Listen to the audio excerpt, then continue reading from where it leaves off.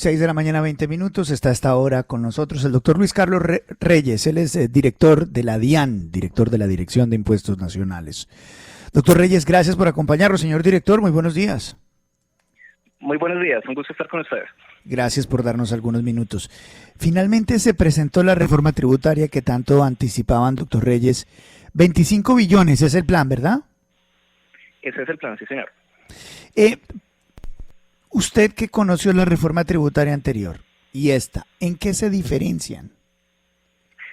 Hay dos diferencias muy grandes y las dos tienen que ver con la progresividad de la reforma tributaria. La primera es que en lo anterior se buscaba aumentar el número de personas que pagaban impuesto de renta.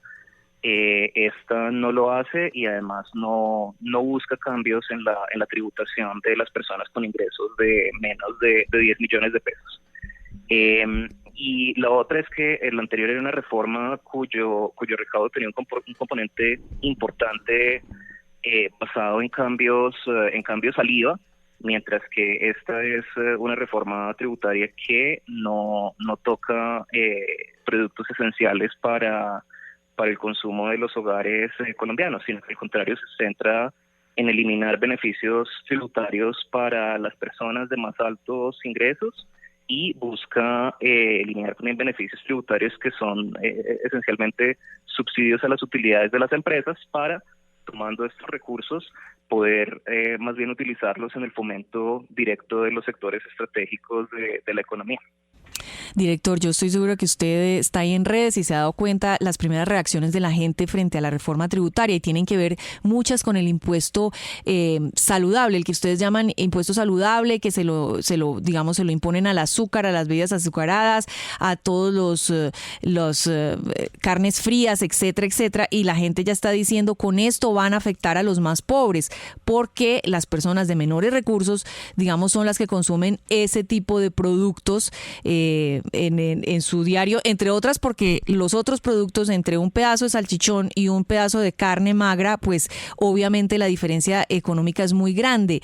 ¿Están ustedes afectando, lo tomaron en consideración? ¿Cuál es la alternativa para las personas que consumen ese tipo de productos? Bueno, a ver, lo primero con respecto al impuesto saludable es que no es una medida, digamos, otra vez pensando en el contraste con reformas tributarias previas, no es una medida que esté en el centro del recaudo de este proyecto de reforma tributaria. Es una medida de salud, ¿sí? Es una medida que busca dar los incentivos para que la gente sustituya alimentos no saludables por alimentos saludables, ¿sí? No obstante, es una de las propuestas que están en el programa de campaña, que recibieron una amplia acogida y es pues como todo lo que se está haciendo con esta reforma tributaria. Presentó el primer día de gobierno para que haya un debate muy amplio en el Congreso de todas sus medidas, incluyendo esta medida de salud, cuyo principal éxito, esto es como el impuesto a las bolsas plásticas, ¿sí? Lo que busca hacer es darle a la gente como el incentivo que puede necesitar para buscar consumir cosas más saludables. Y pues bueno, no está al centro de recaudo, como lo ha dicho el ministro Campo. El mayor éxito del impuesto, de los impuestos saludables, sería que no recaudaran absolutamente nada, porque la gente se mueve de productos no saludables a productos saludables, lo cual de hecho les genera también beneficios de salud a ellos que son invaluables, que sí, van director, mucho más allá de... Estamos de acuerdo, pero usted sabe que esos alimentos más saludables cuestan más. Es decir, usted ha comparado, por eso le ponía el ejemplo. Entonces no coma salchichón, vaya cómase un pedazo de carne o una pechuga de pollo que son mucho más saludables. ¿Cuánto le vale eso comparado una cosa con la otra? Tómese un jugo de frutas y no una bebida azucarada. Perfecto, ¿cuánto le vale a usted más ir a hacerse ese jugo de frutas o tomarse un jugo de frutas que una bebida azucarada? Es que es muy fácil decirle a la gente, coma más saludable. Además, como en un estado medio paternalista, cuidándole a la gente, pues como si no fuera una decisión de las personas lo que comen o no comen. Pero entonces, ¿cuál es la alternativa? ¿Es una alternativa más barata? No la es. Bueno, a ver, yo no pienso que sea paternalista incluir en la propuesta de reforma tributaria una cosa que se prometió en el programa de campaña. Esta es una propuesta por la que votaron más de 11 millones y medio de personas. Difiero ahí de que esto sea una medida paternalista, pero esas personas todavía no han dicho la última palabra. También está el debate en el Congreso de la República y creo que todas estas son preocupaciones importantes de discutir ahora para que este proyecto se vaya refinando y que quede la reforma tributaria que necesitan los colombianos para financiar las promesas del Estado Social de Derecho que todos queremos construir. Doctor Reyes, el tema de la doble tributación, usted no la puede explicar a los oyentes, uno, en el caso de los dividendos, y dos, en el caso de las pensiones por encima de los 10 millones de pesos, y el caso de los dividendos, el intrínseco a las acciones de las empresas y obviamente a las personas que tienen participaciones y reciben dividendos. Bueno, el concepto de la doble tributación yo creo que no es un concepto especialmente útil, porque lo importante no es cuánto tribute uno, sino cuánto suma en impuestos todo lo que uno ha tributado. ¿Sí? O sea, si yo tributo 2 veces al 1%, pues un impuesto del 2% no es mucho. El problema no es que la tributación sea doble, triple, cuádruple, sino cuánto suma la tributación total. Y si sumamos lo que están tributando los distintos tipos de ingresos en esta propuesta de reforma tributaria, lo que vemos es que claramente las personas entre mayores ingresos tienen, tributan a tarifas más altas. Y este es el componente central de lo que se conoce como progresividad en una reforma tributaria. El que tiene más tributa a tarifas más altas, que es lo que se prometía en el programa de campaña y es lo que se está presentando en el proyecto que se... Doctor Reyes, lo saluda Juan Lozano, muy buenos días. Hay unos elementos de progresividad que sin duda son importantes, pero le pregunto por 2 preocupaciones puntuales que tienen que ver además con la constitucionalidad de la reforma. El Estado tiene que garantizar las pensiones legales.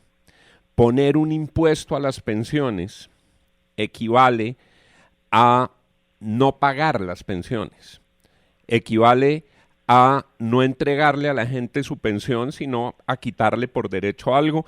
Dicen los constitucionalistas que eso es violatorio del artículo 53 de la Constitución. El régimen de pensiones es injusto, habría que reformar el régimen de pensiones, pero no quitarle parte de su pensión a quienes ya lo tienen.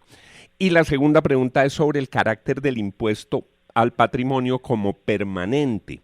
Algunos dicen el impuesto al patrimonio, si es permanente, finalmente termina siendo algo parecido a despojar de la propiedad en unos años, en 20, en 50, en 100, en 10, pero finalmente un impuesto permanente al patrimonio afecta el derecho a la propiedad. ¿Qué decir frente a esos 2 reparos de algunos constitucionalistas?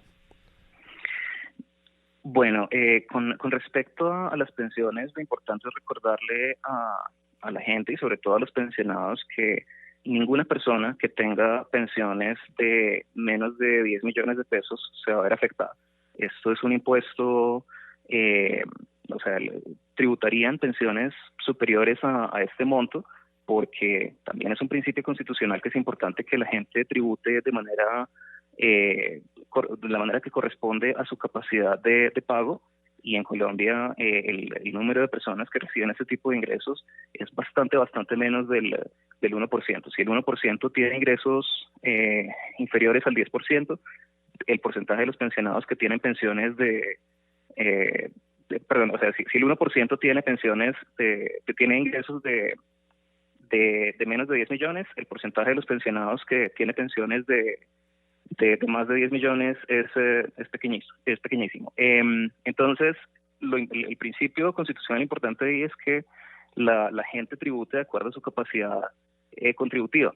No obstante, pues sobra decir que todos los temas de constitucionalidad de lo que estamos proponiendo se han mirado con mucho cuidado, diferimos de esa apreciación, pero por eso es algo que se está debatiendo y por eso hay Congreso y por eso hay Corte Constitucional. A nosotros no nos preocupa la constitucionalidad de lo que estamos proponiendo. Con respecto al impuesto al patrimonio, el impuesto al patrimonio tiene casi 100 años de historia en Colombia, así que no estamos proponiendo nada que no se haya hecho, nada que no haya estado vigente y pues que haya recibido todas las sanciones constitucionales del caso. Y además vale la pena hablar de cómo el impuesto al patrimonio es una de las ideas más importantes hoy en día en los análisis internacionales acerca de la tributación. Por ejemplo, es una de las propuestas más discutidas en Estados Unidos y en Europa, así que creemos que en esto lo que estamos es alineando al país con algunas de las ideas de más difusión y de más aceptación en escenarios internacionales. Doctor Reyes, con los buenos días, le saluda William Calderón. Otro punto que está causando mucho ruido en un sector específico de la industria de los medios de comunicación, la producción del cine, y otro pues el consumo de entretenimiento, la de las plataformas de streaming de video. En el primer caso, los productores de cine están levantando la mano y alertando que esta reforma tributaria va a tumbar las leyes que han convertido a Colombia en una meca del cine, es decir, los beneficios tributarios que se tenía por producir audiovisuales y cine en Colombia los tumba la reforma tributaria. Y adicionalmente, por el lado del entretenimiento, van a clavar a los consumidores de las plataformas de video en streaming. Bueno, esta es una reforma tributaria que está buscando la eliminación de muchísimos beneficios tributarios, incluyendo el que menciona. Pero eso no es porque se piense que estos sectores no son merecedores de apoyo por parte del Estado. Simplemente estamos buscando pasar de un sistema en el cual muchos de los estímulos a las industrias estratégicas se dan a través de beneficios en el estatuto tributario, de los cuales nos acordamos únicamente cada tanto que hay una reforma tributaria y no anualmente cuando se discute el presupuesto general de la nación. Y hay otro problema no con esos beneficios tributarios en particular, sino con todos los beneficios tributarios sectoriales en general, y es que las condiciones para que el país incurra en este gasto fiscal no están amarradas a beneficios concretos, tangibles, medibles por parte del Estado. Lo que queremos es hacer una transición hacia programas de fomento de sectores estratégicos que salgan directamente del presupuesto general de la nación, que sean debatidos con transparencia en el Congreso año a año y que tengan una veeduría constante por parte del Ministerio de Industria y Comercio para ver si ese gasto fiscal está cumpliendo con las metas con las metas que se buscan en la creación de este programa. No me cabe duda de que el sector cultural es uno de los sectores estratégicos que seguirá siendo promovido, solo que lo que se va a buscar es hacerlo a través de programas de fomento de financiación directa en vez de beneficios tributarios. Con respecto a las plataformas de streaming y otros negocios digitales, estamos buscando que las empresas que no tienen una presencia física, pero que sí tienen clientes en Colombia, paguen impuestos de renta como todas las empresas que hay en el país. Esto es una medida que está enfocada en que las utilidades de las empresas paguen los impuestos que deben. No es una medida que esté yendo detrás del bolsillo del consumidor. Doctor Reyes, necesitamos puntualizar en 5 puntos importantes. El primero, esto no genera el tema de los ultraprocesados, bebidas azucaradas, no va a disparar la canasta familiar en tiempos de una inflación de 2 dígitos. No, la idea, el diseño de este impuesto está pensado para que la gente pueda sustituir de productos que no son saludables a productos que sí lo son. Primero, pues cumpliendo una promesa del programa de campaña y segundo, manteniendo sus niveles de tributación semejantes. Solo está buscando un cambio en los patrones de consumo. Y dicho eso, esta es una propuesta, un punto de la reforma tributaria que debe discutirse en el Congreso y debe recibir precisamente este tipo de retroalimentación. Eso con respecto a los impuestos saludables. Doctor Reyes, segundo punto, el sector minero. Se dice que la regalía hasta ahora estaba vinculado a un costo en la producción y así se trataba fiscalmente como un costo. Lo que propone la reforma tributaria de la administración Petro es que se trate como un pago por uso de un bien del Estado y por tanto no es deducible como costo. Esta decisión en la reforma tributaria, dicen las empresas mineras, las empresas que generan regalías, que esto mataría al sector minero.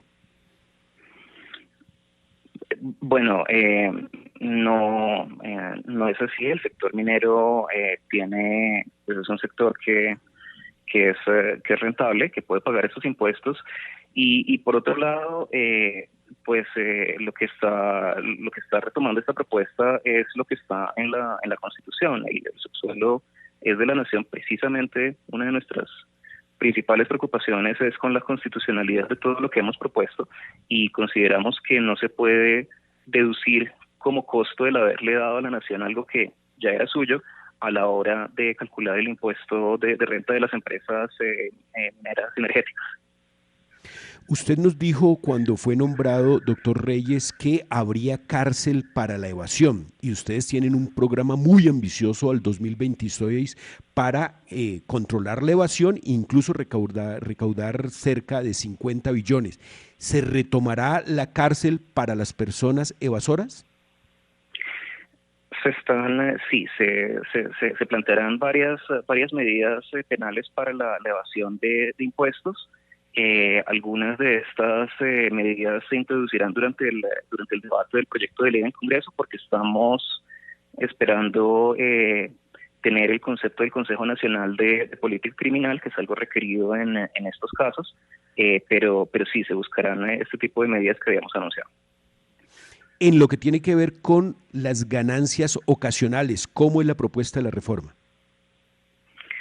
La propuesta de la reforma es que todos los tipos de ingresos laborales, rentas de capital, dividendos y ganancias ocasionales, sin importar su fuente, tributen a las mismas tarifas, y concretamente las mismas tarifas a las cuales hoy en día tributan los ingresos laborales. Es decir, si usted tiene ingresos bajos por concepto de ganancias ocasionales, no tributa nada. Si tiene un poco más, ese ingreso adicional tributa el 19%, y así subiendo hasta una tarifa cada vez más alta, tal y como es hoy en día con los ingresos laborales. O sea que la transacción de bienes inmuebles se va a tocar, lo que tanto se había quejado Fede Lonjas y los constructores. Bueno, a la hora de las transacciones de bienes inmuebles, generalmente no se paga el impuesto sobre toda la apreciación del bien, sino sobre una apreciación menor que refleja el último avalúo catastral. Y además hay una exención para ventas de vivienda de 500, más o menos 500 millones de pesos, así que realmente esto no tiene un impacto sustancial sobre la inmensa mayoría de ventas de inmuebles del país. Doctor Reyes, la última, zonas francas. ¿Cómo queda el régimen impositivo para las zonas francas, o cuál es la propuesta? Creo que en palabras del ministro Campo, las zonas francas que no exporten se acaban, porque las zonas francas están diseñadas para fomentar la exportación, que sin duda alguna es un componente muy importante del crecimiento económico, ya que es lo que nos ayuda a enmarcar la economía colombiana en una economía global, conectada con cadenas de valor que son intensivas en conocimiento, pero no hay ninguna razón para que haya zonas francas principalmente dedicadas a vender hacia el interior del país, pagando impuestos de renta mucho menores que los que pagan sus competidores. Eso es pues básicamente una competencia injusta que tiene que acabarse. Doctor Reyes, ¿a qué apuntan las facultades de transformación de la DIAN? ¿Se requiere más personal? ¿Se requiere incorporar más gente a la DIAN? ¿Cómo se va a transformar la DIAN? ¿Y cómo se estructurarán estas facultades extraordinarias que se piden para la reforma en cabeza del presidente? Bueno, hay muchas cosas que se necesitan en la DIAN y usted acaba de mencionar algunas de las principales. Lo otro tiene que ver con estrategias de modernización, de mejora de los sistemas de la DIAN, pero en efecto se necesita más personal. Doctor Luis Carlos, finalmente, y agradeciéndole por esta exposición generosa de su tiempo aquí en los micrófonos de la FM, seguramente esto va a ayudarnos a muchos y al país poder entender cuál es este proyecto que ustedes están poniendo sobre la mesa. Esto del valor intrínseco para efectos fiscales queda ya por primera vez definido en esta reforma tributaria. ¿Qué significa esto para la gente? ¿Qué significa para la gente que tiene capital? Bueno, en primer lugar, para quienes tengan patrimonios de menos de 3.000 millones de pesos, patrimonios netos, es decir, que la suma de lo que tienen menos lo que deben, si eso es menor a 3.000 millones de pesos, pues para ellos no quiere decir absolutamente nada, pero pues obviamente para los que tienen más de 3.000 millones de pesos es una pregunta importante, y es que sus patrimonios, a la hora de pagar el impuesto al patrimonio, van a estar valorados a lo que valen. Es que antes no estaban valorados a lo que valían, sino a un cálculo que se conoce como el costo fiscal, que subvalora sustancialmente esos patrimonios en muchos casos. Así que simplemente lo que estamos haciendo es fortaleciendo la base gravable del impuesto al patrimonio para que refleje el valor real de los patrimonios y que no se pueda, de la fórmula que se utiliza para calcular su valor, reducir en la práctica el impuesto pagado. Y ahí hay dos cosas. La primera, ¿no temen ustedes que mucha gente diga, hombre, con este impuesto al patrimonio yo prefiero sacar mi capital de Colombia? No, pues, o sea, eso no es algo que haya sucedido durante los, como le digo, casi 100 años de trayectoria que tiene el impuesto al patrimonio en Colombia. El impuesto al patrimonio en Colombia, de hecho, es citado en discusiones internacionales sobre el impuesto al patrimonio como un caso de éxito, que no, realmente esa no es una preocupación que tengamos. No es una preocupación.